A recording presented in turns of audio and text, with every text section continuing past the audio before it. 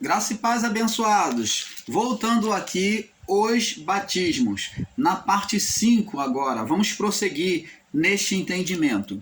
Então, abençoados, como o irmão Paulo estava explicando nos vídeos anteriores, então o batismo nas águas, agora, o batismo foi representado por meio o primeiro batismo, a primeira aliança de Deus com o homem foi pela circuncisão, que apontou para a lei, que seguiu até, entrou dentro do período da lei, aonde foi trazido agora o batismo com sangue, que foi através do derramamento de sangue do animal, que aquele batismo ali foi uma representação daquilo que haveria de acontecer, que aonde o sangue do animal era derramado para purificar a alma das pessoas. Então ele foi representado de forma espiritual, como imagem, de forma espiritual, o derramamento do sangue do cordeiro,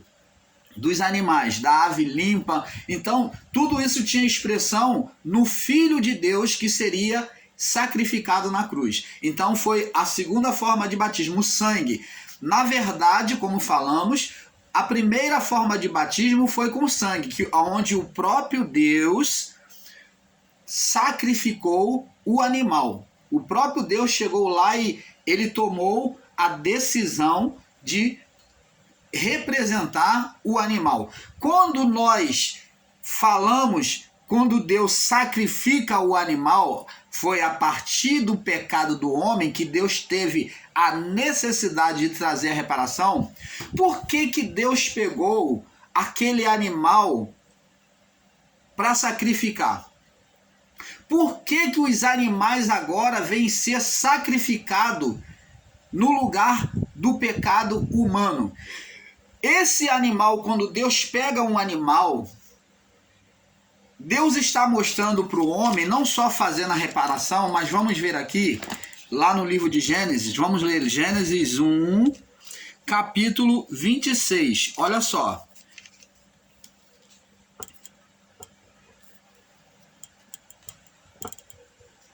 Gênesis 1, capítulo 26. Vamos ler e ter entendimento da palavra do Pai.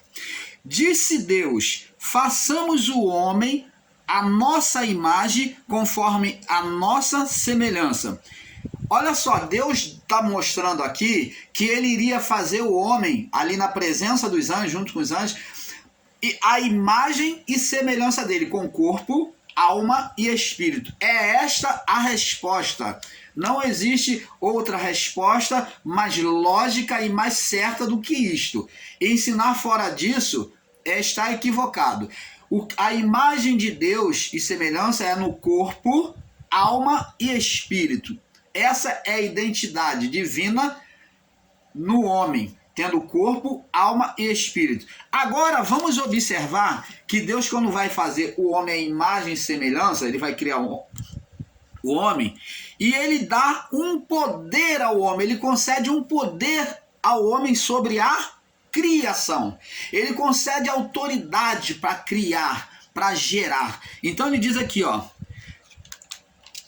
e domine sobre os peixes do mar. O homem ia dominar sobre todos os seres do mar, sobre as aves do céu, ó, no mar, no céu, sobre o gado, sobre aquilo que está na terra, sobre o gado, sobre toda a criação, sobre toda a terra, sobre todo o réptil que se move sobre a terra. Então Deus aqui está colocando, criando o homem, não só criando, mas ele está concedendo poderes espirituais. Poder de dominação, legalidade ao homem, autoridade ao homem na criação que ele formou. Você está entendendo, amado? Então, vê-se aqui que o homem tem autoridade sobre a criação, sobre os animais. E diz aqui no verso 27, e criou Deus o homem à sua imagem, repetindo, né? E a sua imagem Deus o criou. O criou. Homem e mulher os criou. Então existem amados aqui equivocados, muito equivocados, pessoas com um entendimento carnal, que aqui está dizendo que o homem Adão, eles entendem que o homem Adão tinha dois sexos, homem e mulher. Não. Aqui não está dizendo de o homem e mulher. Aqui está dizendo que Deus o criou. Homem, diz aqui, ó, homem e mulher os criou. Nessa passagem aqui está fazendo um resumo da criação já do homem e da mulher. Só que depois, mais adiante, nós vamos ver agora contar em detalhe, a partir do capítulo 2, é que vai ser contado em detalhe. Aqui está um resumo da criação, onde o homem é formado, recebendo ele e a mulher recebendo autoridade. Então diz aqui, ó, e os abençoou e disse, frutificai e multiplicai. Se Deus formou o homem assexuado, como muitos estão ensinando aí com esse erro, eu não vou nem falar equívoco, com esse erro, porque a palavra aqui no verso 28 está demonstrando que não tem nada a ver o fato de o homem ter dois sexos. Não, aqui demonstrar a palavra de forma deturpada, dizendo que homem e mulher, está dizendo que o homem teve dois sexos. Não, aqui é ilógico, é totalmente irracional este entendimento. Porque o verso 28 está aqui bem claro, ó.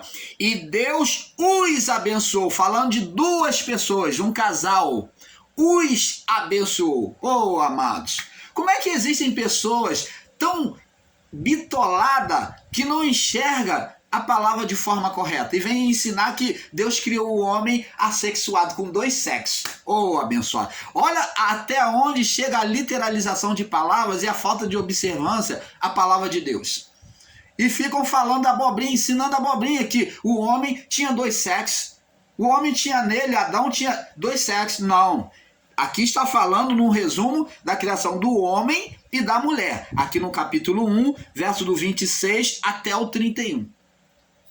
E Deus os criou, homem e mulher os criou. Agora está dizendo aqui, ó, está falando que Deus criou o homem e a mulher, não que o homem era sexuado. Aí no verso 28, aos tapados de entendimento, vou falar assim, de forma bem dura para entender. Diz aqui, ó, bem claro, Deus os, dois ou mais, os abençoou, demonstrando que existia um casal.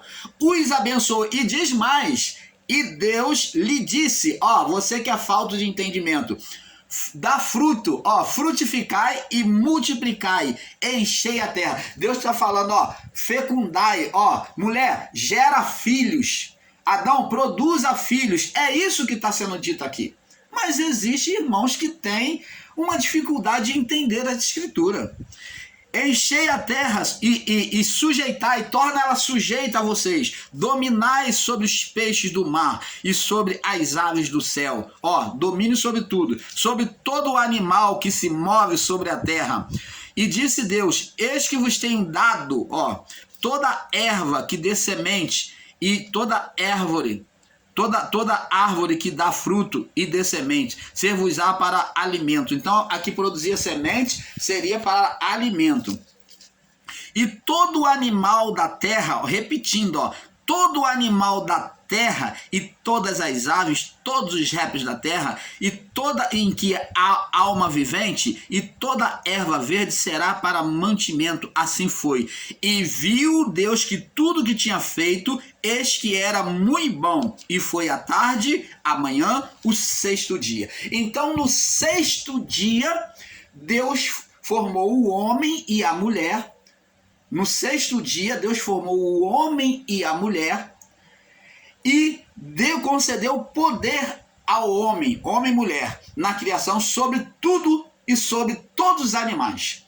Agora, amados, nós vamos ver que ao Adão pecar, é isso que o irmão Paulo deseja despertar no seu entendimento, pela palavra. Que Adão, no seu pecado, a partir do seu pecado, quando ele disse, ouvi a tua voz só no jardim, tive medo e me escondi. Então ele se viu nu e colocou folhas de figueira para tampar as suas nudez.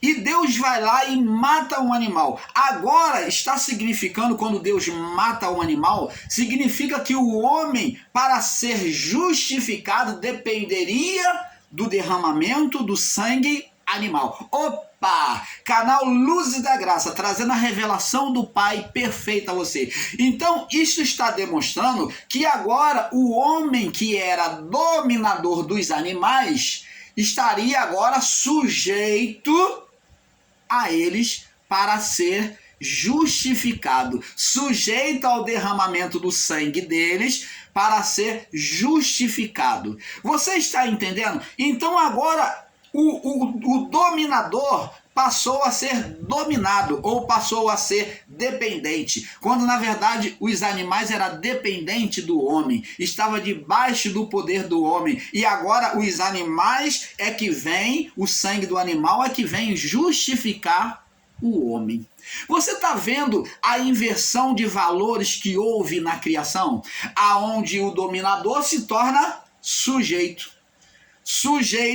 né, dependente do derramamento do sangue daquele animal para ser justificado. Então, no primeiro ritual de sacrifício, que foi o sacerdócio divino do próprio Criador, ele demonstrou que a criatura agora seria dependente dos animais.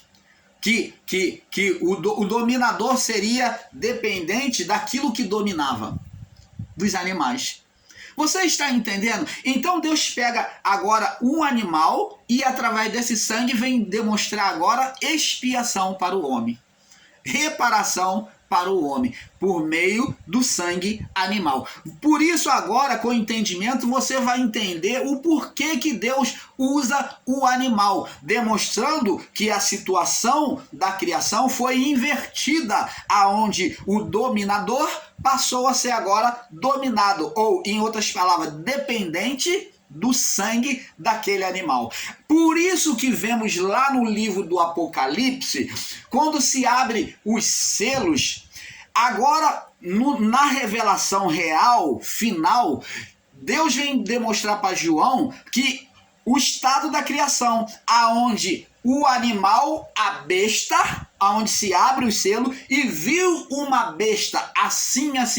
Vê que ali demonstra que os animais, a besta, demonstrando os impérios romanos, aonde o ser espiritual Satanás, foi feita uma inversão de valores por Adão, que entregou o governo a Satanás, aonde por meio agora dos impérios romanos, do homem maligno, o homem carnal, ele dominava, que é a representação das bestas. Você está entendendo, amado? Canal Luzes da Graça, junto ao canal Yahushua Reina para Sempre, do nosso irmão Fernando, você pode visitar. Esse eu garanto, eu tenho maior alegria de estar junto ao meu irmão Fernando. Manda um abraço para ele e toda a sua família, que tudo te vá bem. Então, abençoados, nós vemos que agora o ser que dominava, agora foi dominado na representação de Deus do primeiro sacrifício. Lá no livro de Apocalipse, já no final de tudo, Deus traz a revelação a João, agora está tudo às claras, Deus mostrando, tá vendo ali?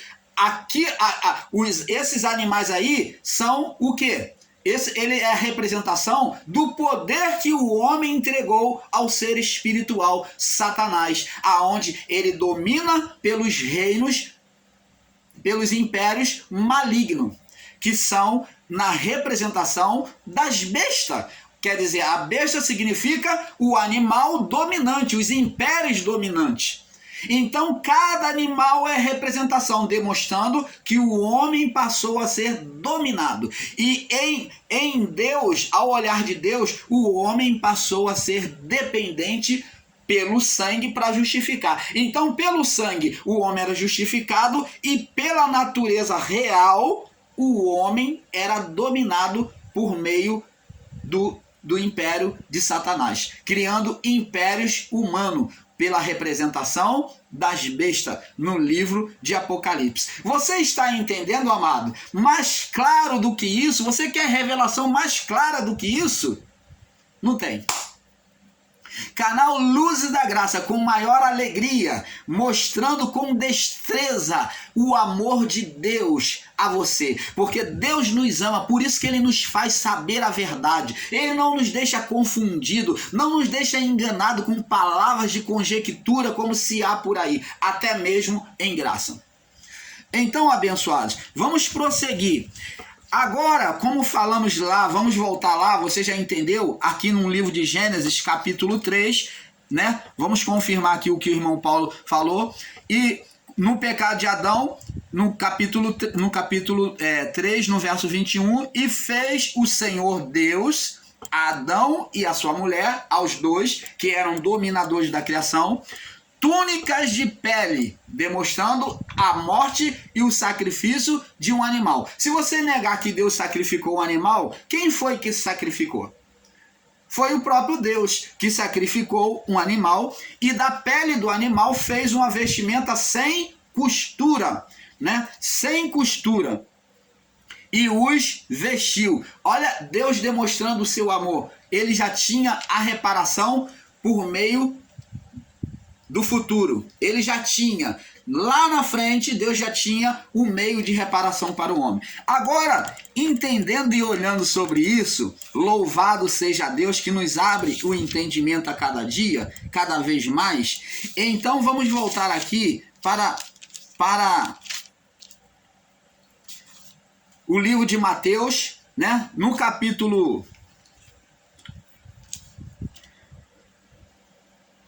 capítulo 3, Mateus 3, no verso 11. Vamos prosseguir. Diz assim: eu, na verdade, vos batizo com água. Então, o batismo com água, agora vamos falar agora sobre batismo com água.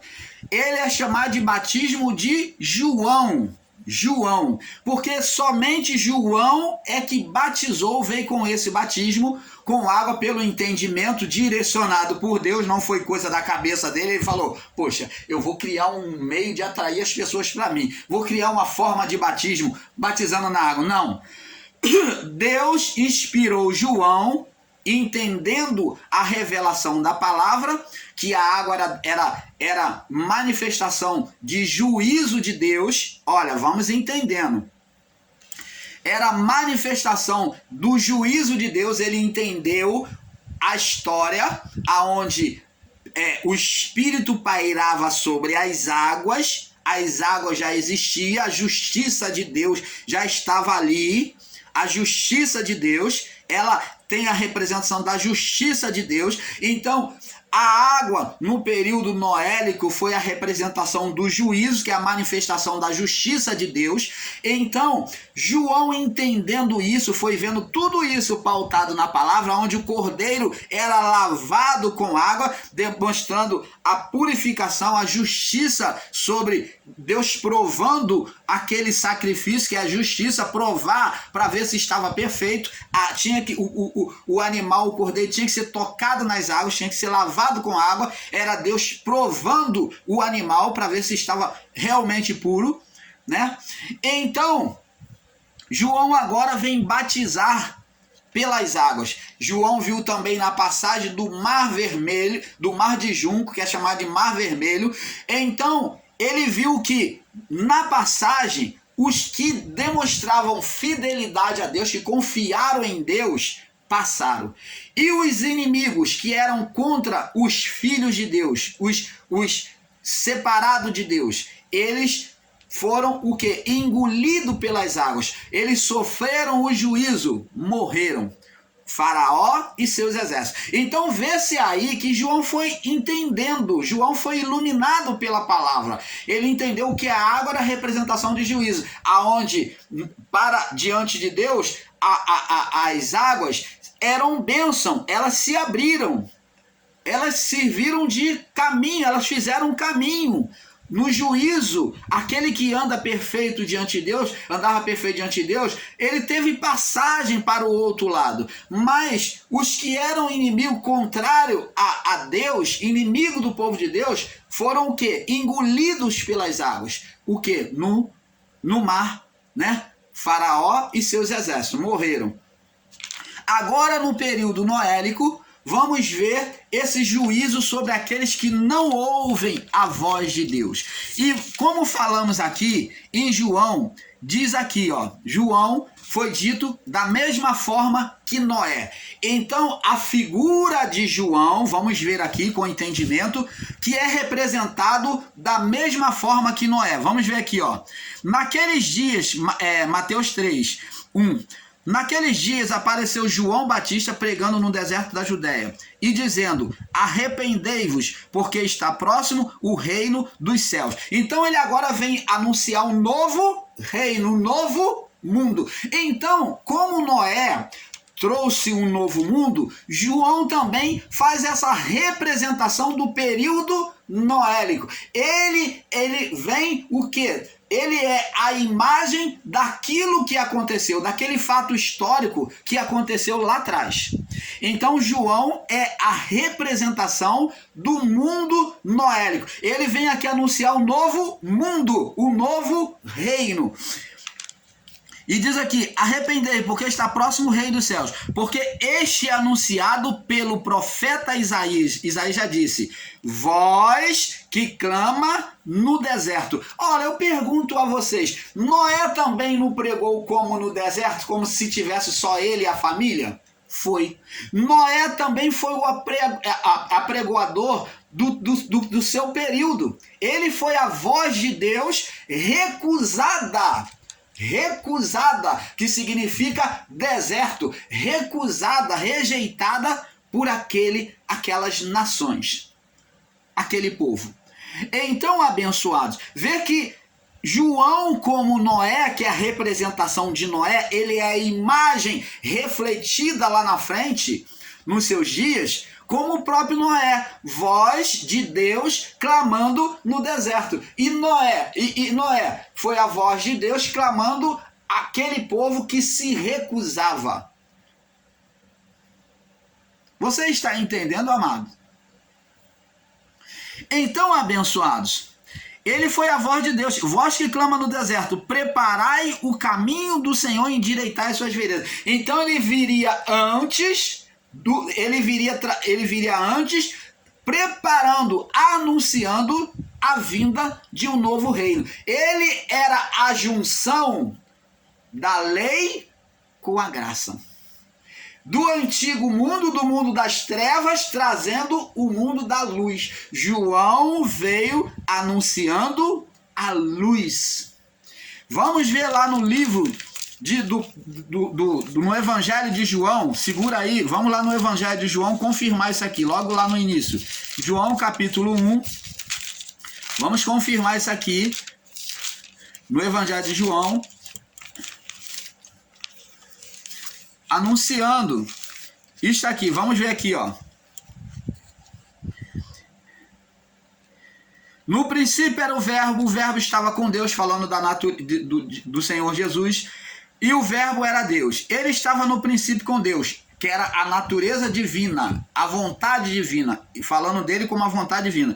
Todas as coisas foram feitas por ele, e nada do que foi feito, e sem ele nada do que foi feito se fez.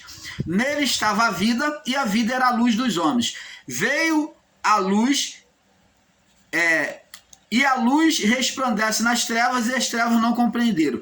Houve um enviado, que era João Batista, observa bem, houve um homem preparado, né, ungido por Deus para isso, um enviado, um preparado, ou um anjo, né, o enviado, o mensageiro, cujo nome era João, verso 7, este veio para testemunho e para que testificasse, ele veio para testemunhar e testificar, pregar, para que todos crescem por ele, trazendo a manifestação do reino da luz, no meio das trevas, junto com o período da lei. E diz aqui, para que o mundo todos crescem por ele. Não era ele a luz. João nunca se colocou como a luz. Ele não disse eu sou a luz, mas ele disse, eis o Cordeiro, quando viu Jesus, eis o Cordeiro de Deus que tira o pecado do mundo. Ele apontou quem era a luz, quem era o Cordeiro. não era ele a luz, mas para que testificasse da luz. Ali estava a luz verdadeira que alumia todo o homem, porque já tinha chegado, né, Jesus, que alumia todo o homem que vem ao mundo, que vem à existência. Estava no mundo, e o mundo foi feito por ele, e o mundo não o conheceu. Veio para o que era seu, e os seus não receberam, falando daquele povo que rejeitou a Jesus. Mas todos quanto receberam, deu-lhes o poder de serem feitos filhos de Deus, aos que creem em seu nome, os quais não nasceram do sangue, nem na vontade da carne, nem na vontade do homem, mas de Deus. E o verbo se fez carne e habitou entre os homens, falando de Jesus, Deus encarnado, né? Vimos a sua glória como a glória do unigênito do Pai, cheio de graça e de verdade. João testificou dele e clamou dizendo: este era aquele de quem eu dizia. Quando viu Jesus chegando até ele. Este era aquele de quem eu dizia: o que vem após mim,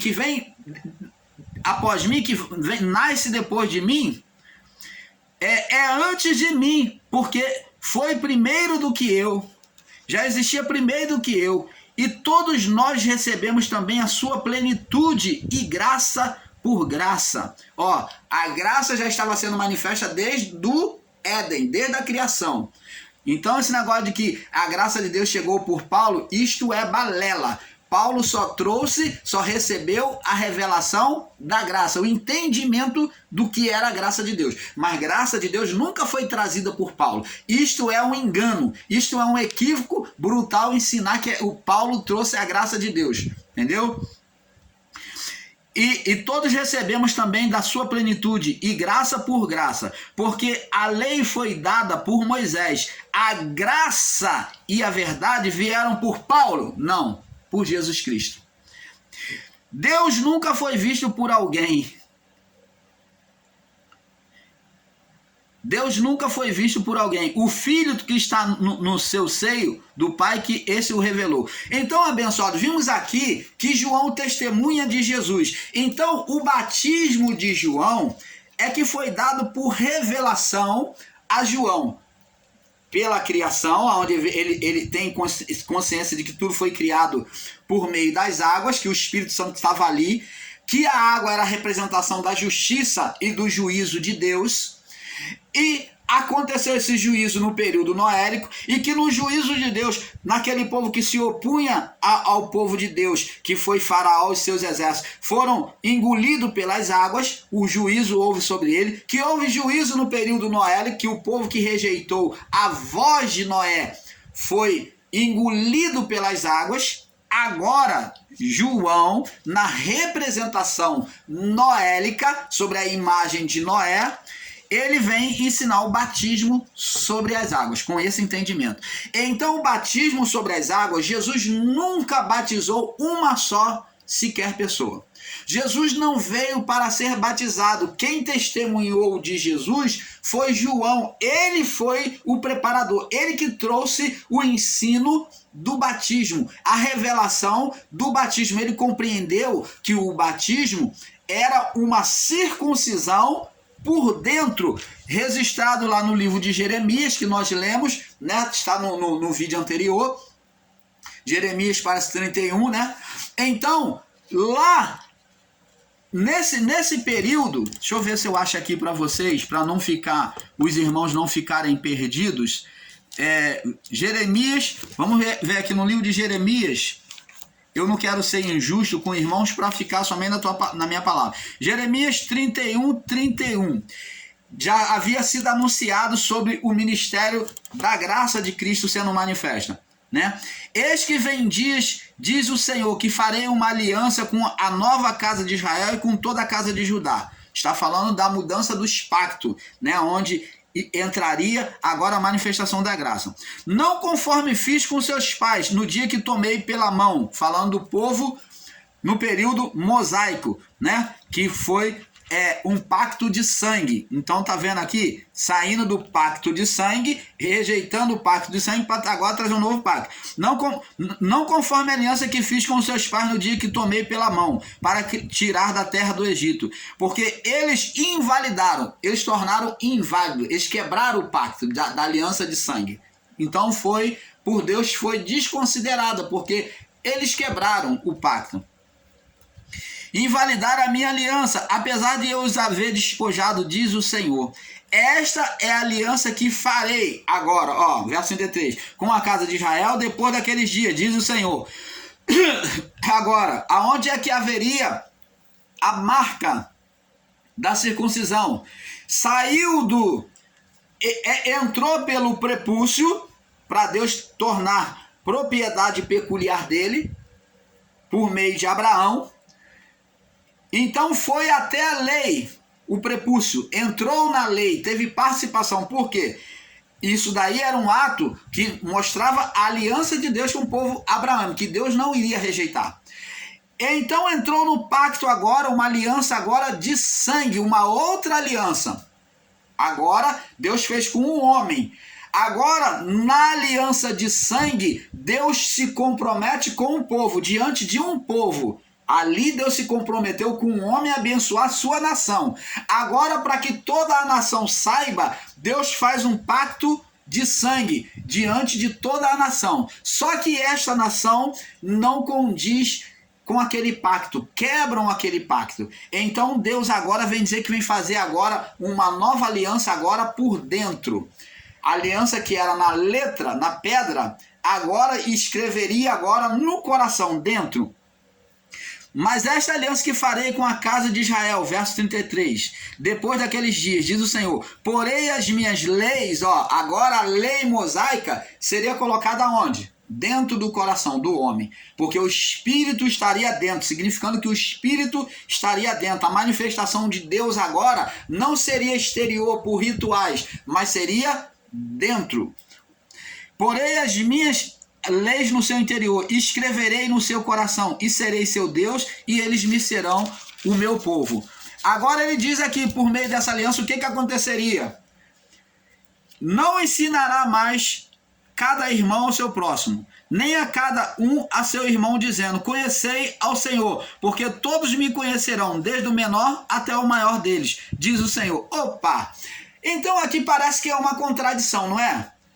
Como é que existe muitos de nós ensinando aí, né, trazendo a revelação de Deus? Paulo também, os discípulos, no período de Jesus, no período de Jesus, mesmo depois de cumprido a cruz, os apóstolos, Jesus disse, ide por todo mundo e pregar o evangelho a toda criatura. Por que eles estavam ensinando? Se agora a lei, agora o Espírito estaria dentro. Porque o Espírito Santo não tinha chegado, então os discípulos tinham que ensinar ainda. Eles tinham que ensinar, porque o Espírito Santo não tinha sido derramado. Mas, uma vez derramado, há necessidade de ensinar? Não. Verdadeiramente não. Mas você aprender nunca é demais. Mas isso não se radicaliza em dizer que aonde não existe ensino da palavra de Deus, Deus não se faz presente. Porque Deus, ele agora fala por dentro do homem, pelo Espírito Santo. Vamos passar para o próximo vídeo?